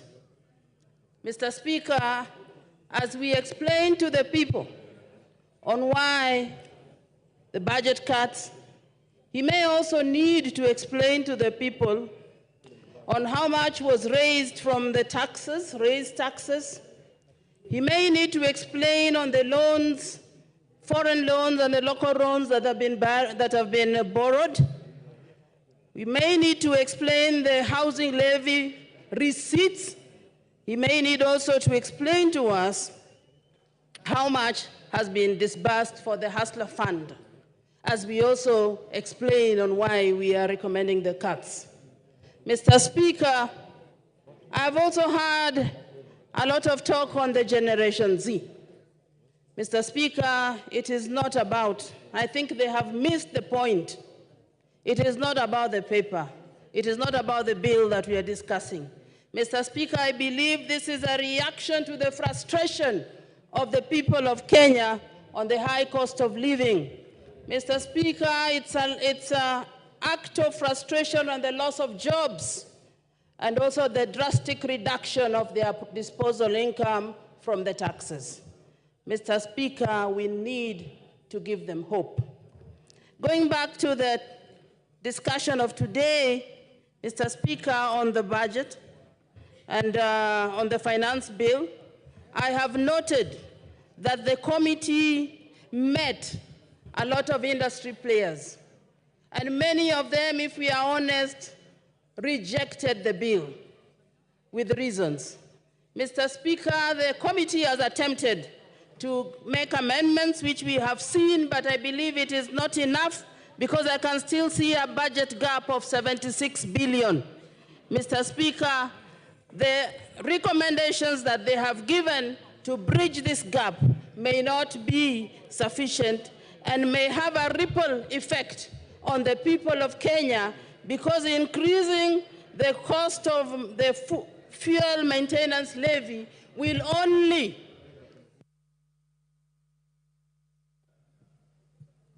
Hamisi Abdi Voi.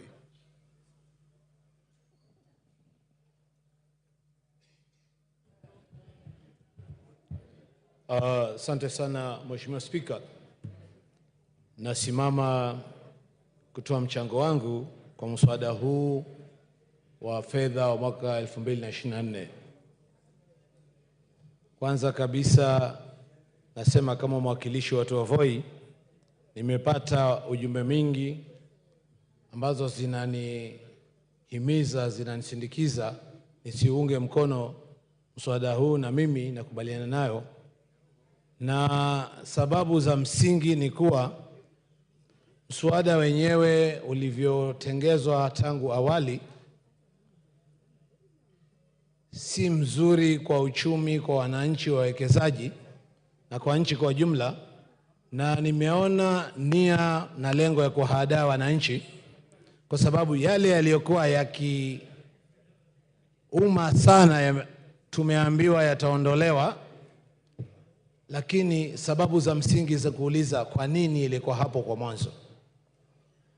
Na nichukue tu nafasi niseme, vijana wetu wameongea, wamejitokeza, na inahuzunisha, inafedhesha kuona kuwa maafisa wa polisi wamewafuata, wamewaghadhibu, wamewasumbua wakati wao wanaenda kulingana na katiba, hasa article ya 37 ambayo inawaruhusu wao kuweza kukutana, kuandamana na kupeana pia petition. Na ingekuwa uzuri kwa nchi hii tudumishe demokrasia na tuweze kuenda kistaarabu. Mheshimiwa Spika, utunzi wa sheria unatakana kuzingatia hali ya wananchi, na hata ukiangalia kwa Kiingereza, mswada huu ni kuwa unarekebisha mswada mwingine, na la msingi ni kuwa tungefanya iwe rahisi. Malengo ya kukusanya ushuru hayakufikiwa, na hasa sababu kubwa ni kuwa hali ya uchumi imekuwa ngumu, wawekezaji wameondoka, kazi zimepotea, na mswada ungelenga aidha kuacha pale pale ama kupunguza yale yaliyokuwa kwa wakaza wananchi. Na kuna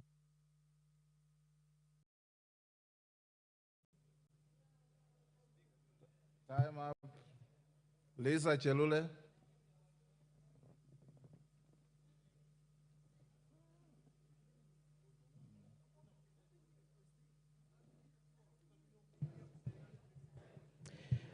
Asante sana Bwana Spika kunipatia hii nafasi.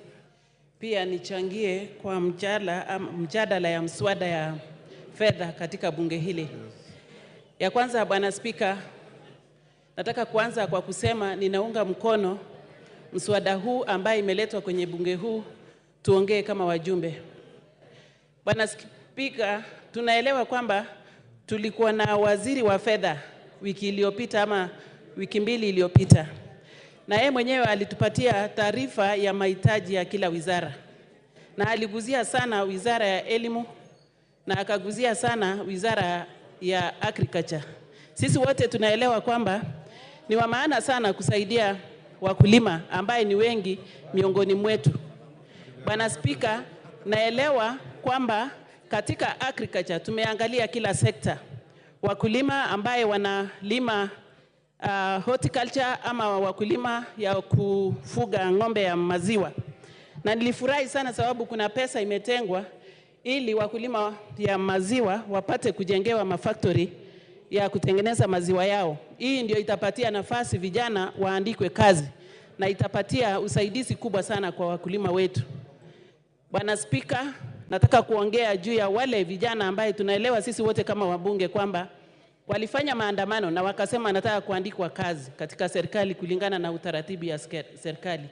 Na pesa imewekwa katika wizara hitaji, imewekwa katika wizara ya elimu ambaye walimu wengi wataandikwa kazi. Wale wamepatiwa kazi ya internship katika wizara mbalimbali watapatiwa nafasi ya kuandikwa kazi kikamilifu. Bwana Spika, tukiongea mambo ya fedha na tukiongea mambo ya hii mswada ambaye imeletwa ni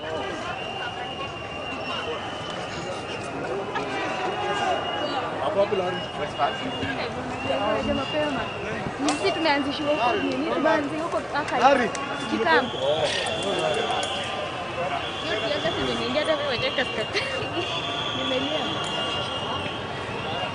Kazi itaki. Ona wewe amekuja. Nimeweka flight mode bwana. Sasa.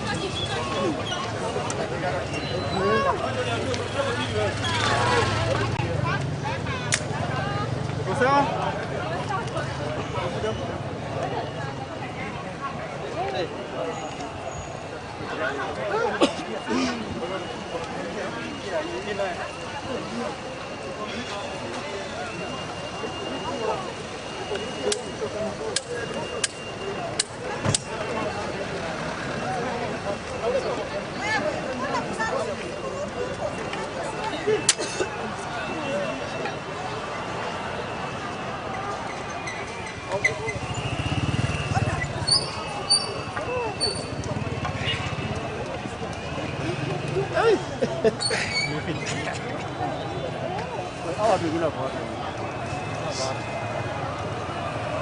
Kugawana, mimi niko hapa, kuna wengine wako pembeni. Hakuna period nini hapo. Mungu hakuna kitu kingine zote.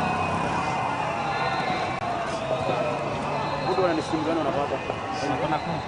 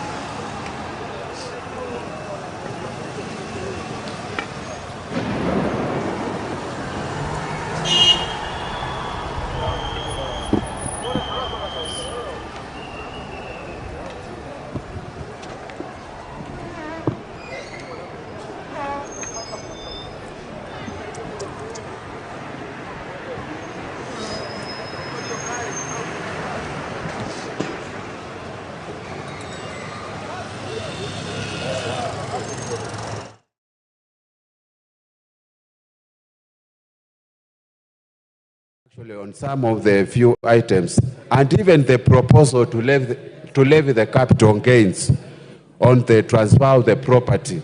However, Mr. Speaker, based on all these 18 issues they addressed to the Kenyans, I still feel the mood in the country, and even what we call the Finance Act of 2023, Kenyans have not recovered on all these issues, Mr. Speaker.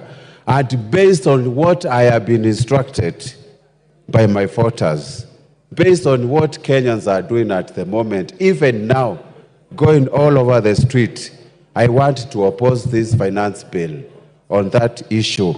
Mr. Speaker, I think we can actually do a lot of things. And the reason why I'm opposing the finance bill, number one, is a proposal to increase the import declaration fee at a rate from 2.5% to 3%.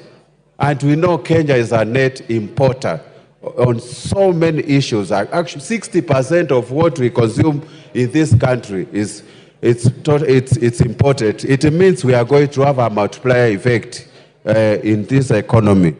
The other issue, Mr. Speaker, was the increase on duty for gaming and betting, and nobody has spoken about this issue. Increasing it from 12.5% to 20%, Mr. Speaker, this is the only fund we are relying to take the sportsmen and other people to compete in international competition like the Olympics Games we are going to witness in France next month, Mr. Speaker. It's going to... Thank you, Nguna.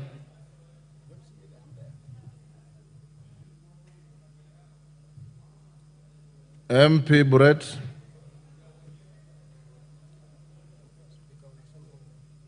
MP Buret.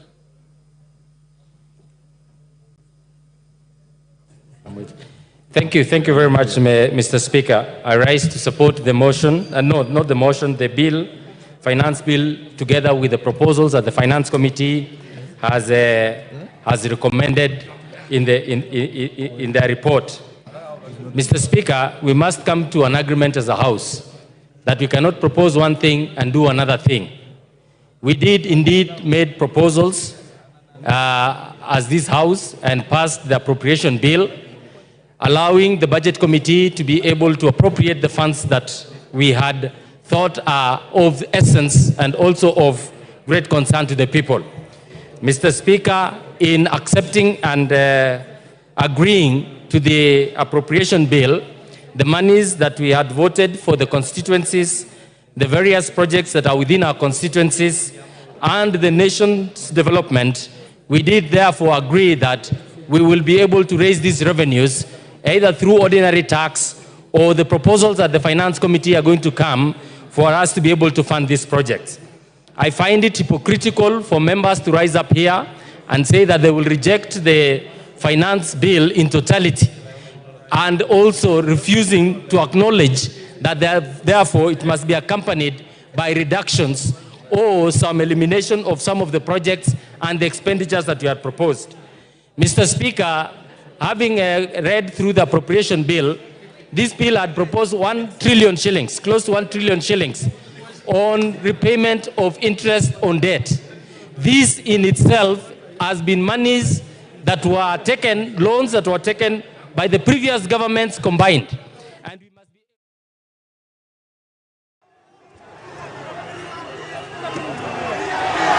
Peaceful demonstration unapata nini? Unapata nini? Peaceful demonstration. Ukianza kurusha mawe ni nini? Mawe gani?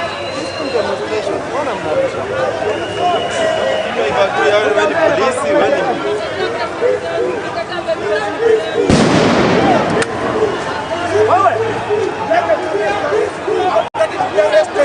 I've suffered for long in this country. Let me be arrested. I've suffered alone. I've been fighting for the freedom of this country. I've been alone. Let them kill us. We are tired. We are tired. We are tired. Let them kill us. We are tired. We are fighting for the freedom of this country. We are tired. We are tired. We are tired. Finance me down. Finance me down.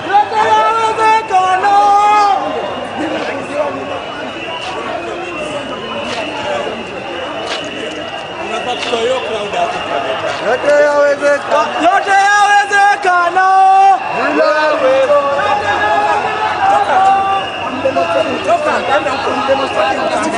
I'm demonstrating peacefully. I'm demonstrating peacefully.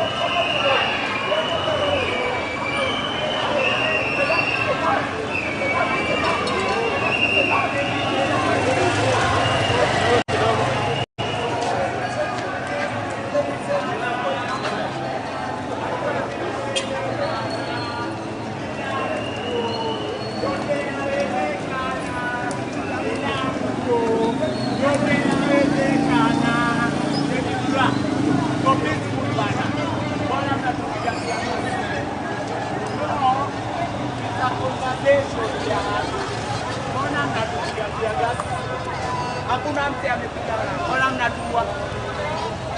Cheki vile mmenyamaza. Tabia mbaya hiyo. Very bad manners. Coming from the authority. Tabia mbaya hiyo. Anyway, hatuchoki. Hatuchoki. Na re-energize. Bakia. Saa 8 ndio hiyo. 2 p.m. 2 p.m. Una re-energize. Mpaka masaa. Yote yawezekana bila Ruto. Yote yawezekana bila Ruto. Yote yawezekana.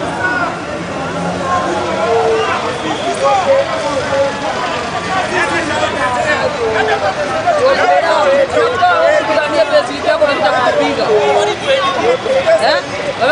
Keja, tukigania pesa yako kuja kutupiga.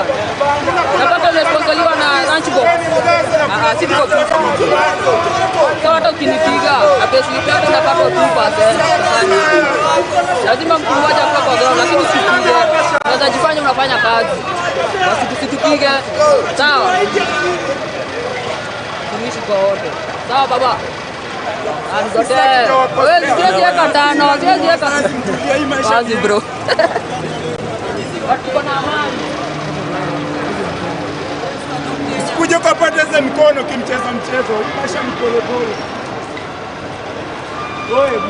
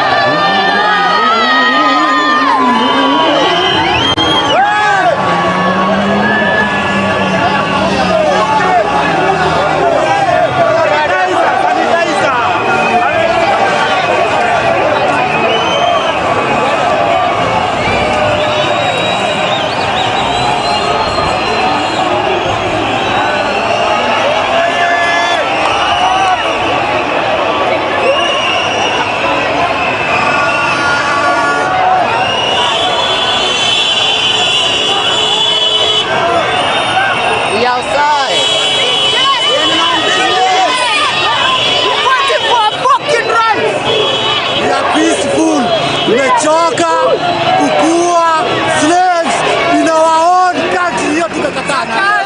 Uhuru alikataa. BBI, mbona usikatai financial bill? Hatutaki. Just forget about it. Financial levy, hatutaki.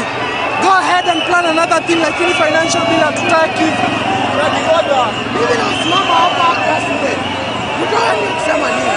Mambo ni lai. Unapandisha mkate. Mimi kule nimeenda ujinga. Utaenda nyumbani utake usitake. Na mtu nikwambia kitu kingine.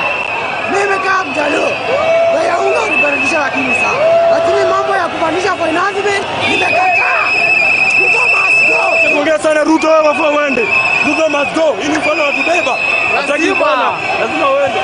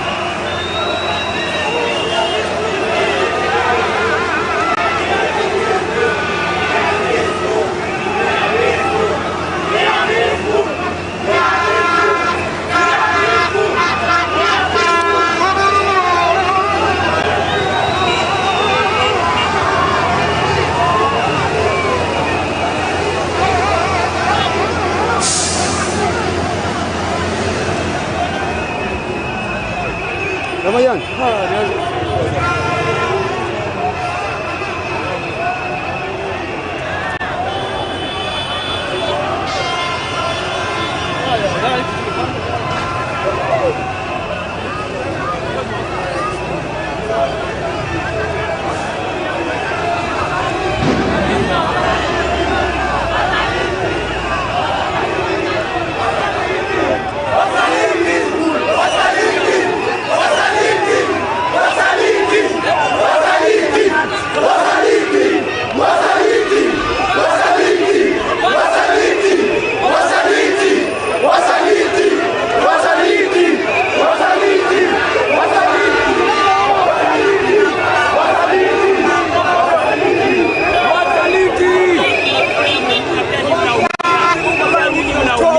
Hakuna mwenye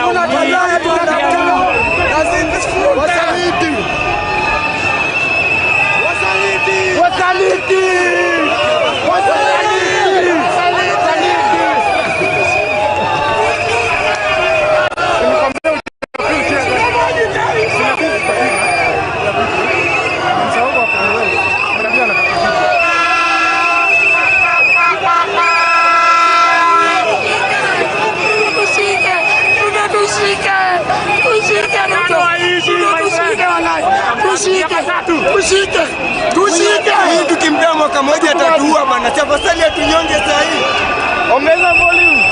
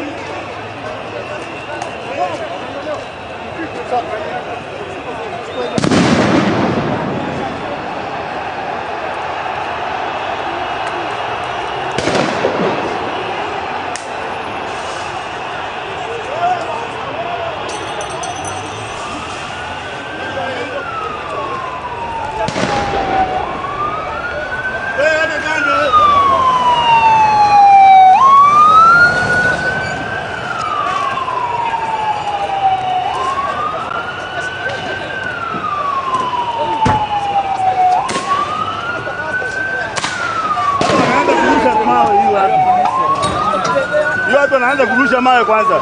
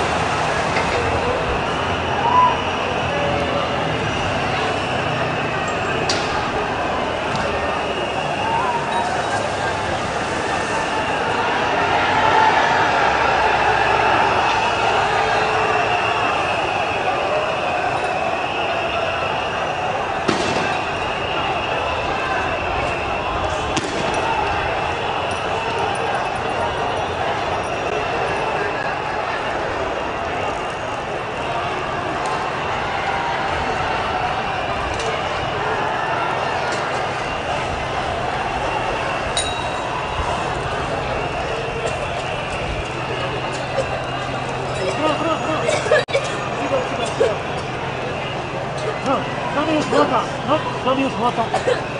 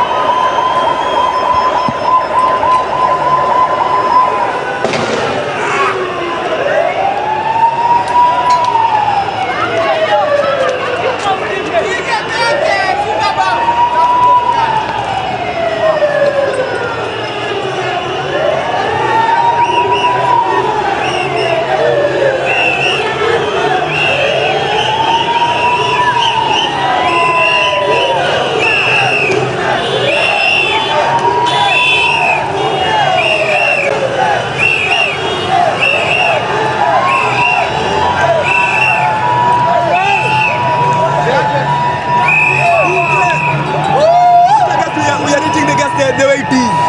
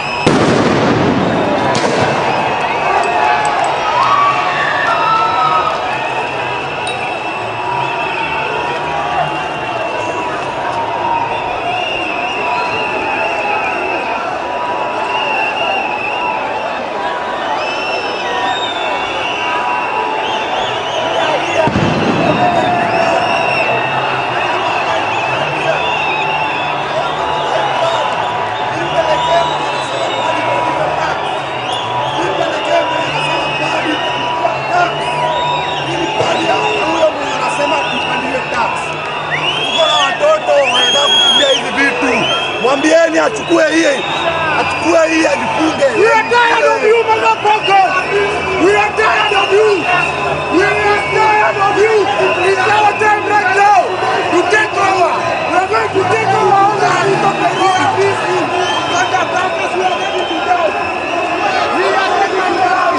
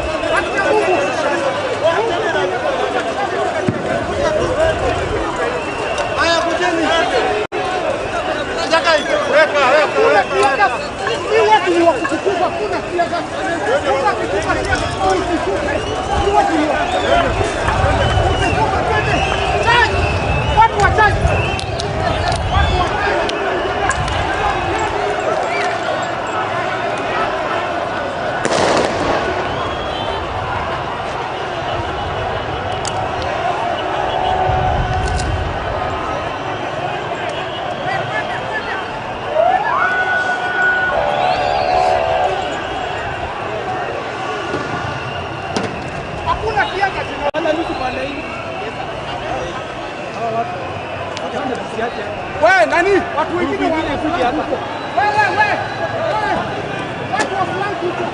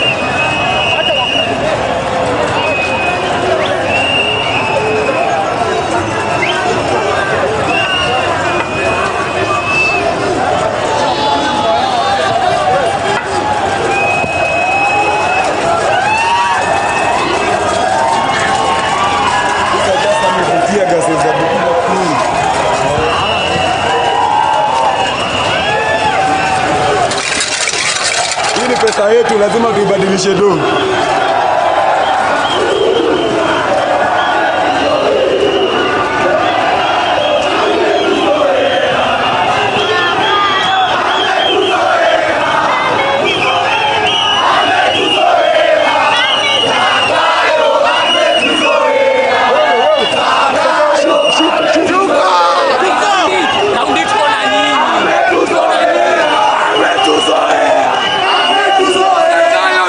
Ametuzoea.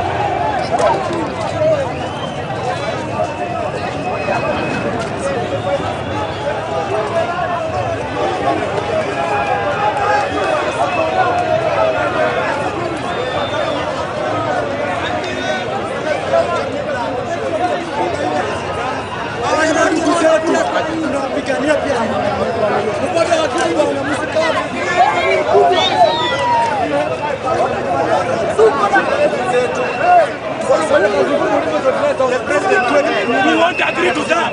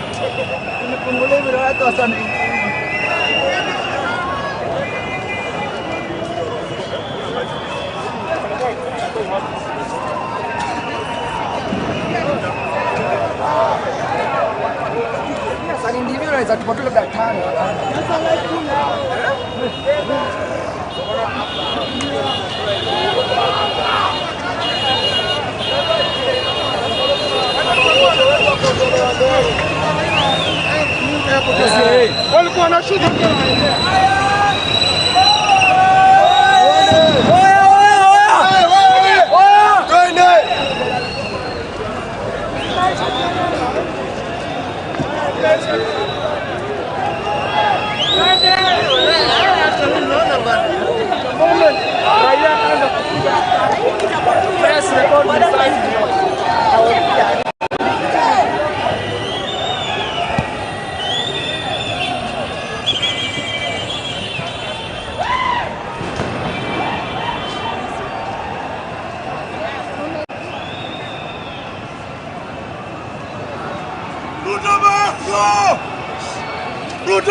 Go!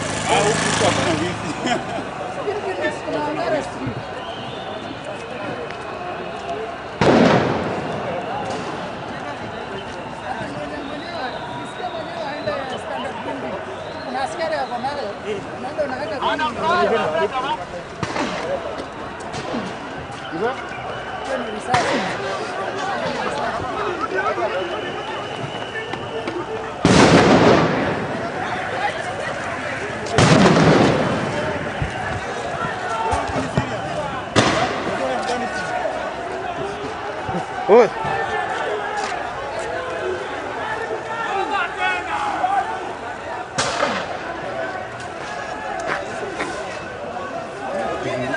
Turudi tu.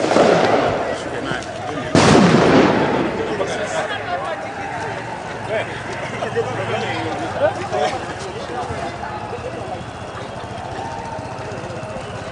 Nani Afghanistan? Uko ni afumado. Bagi na yeye maana arutu mbaya. Yo umejenga ujako. Angalia unaweza ondokea. Niona. Unajifanya Nairobi hapa hivi.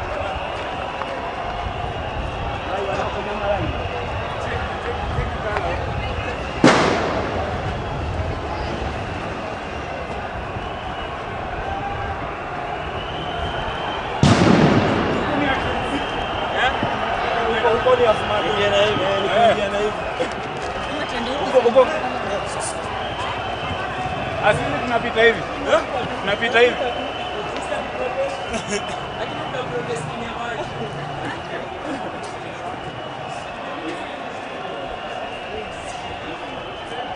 Kunaitwa Afghanistan.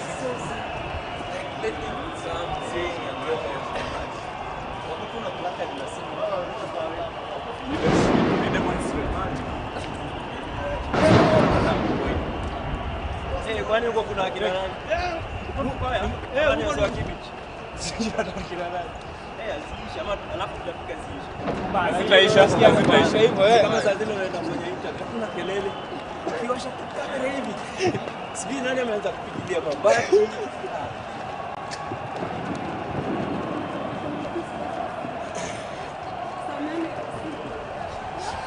Sikia town, sikia Nairobi. Sikia Nairobi. Wacha watu wakuje hapa. Nini kwa baro. Ya?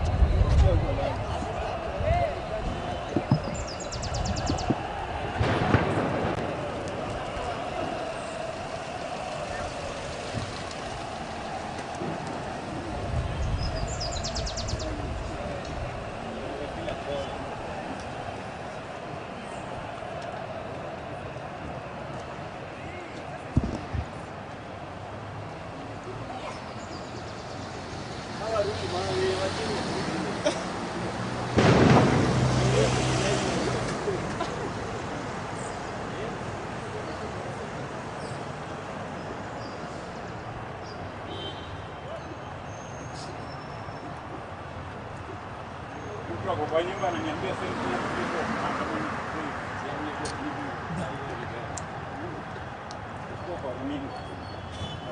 achukue video kwa mimi. Tumia lakini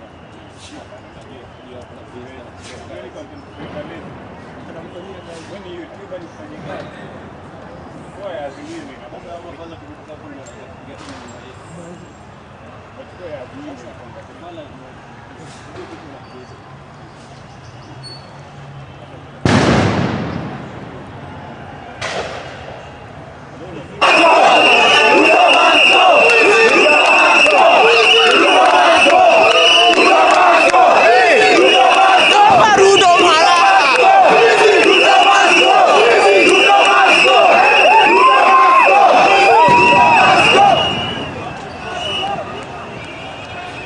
ndio natokea huko.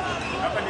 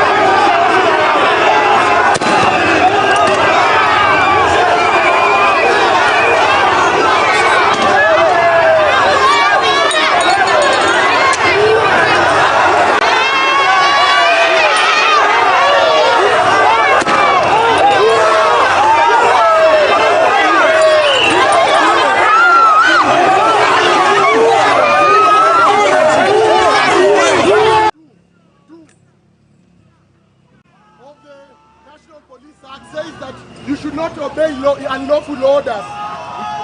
The unlawful orders that you are being issued should not be obeyed. You don't need to tear gas us. We are protesters that have come to protest peacefully, and there is no way you are going to stop us from protesting. It is our right. You are to facilitate us to protest peacefully. That's the only involvement of a police officer in our peaceful protest. Is protected under the Constitution. You cannot. You cannot wait.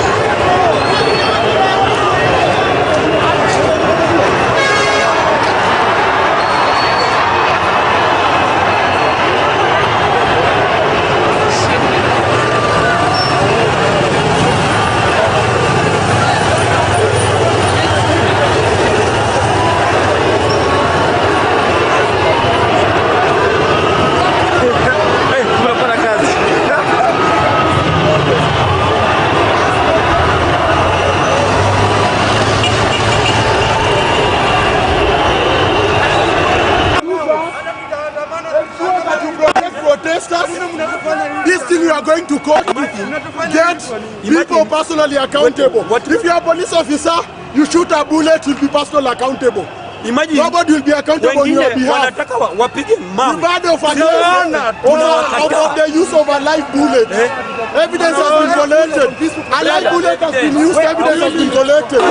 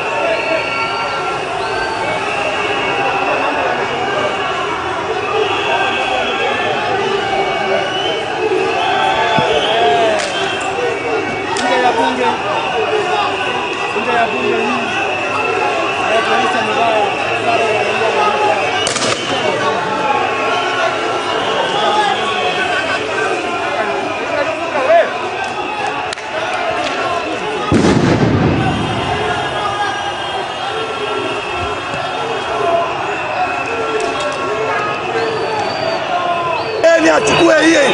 Achukue hii.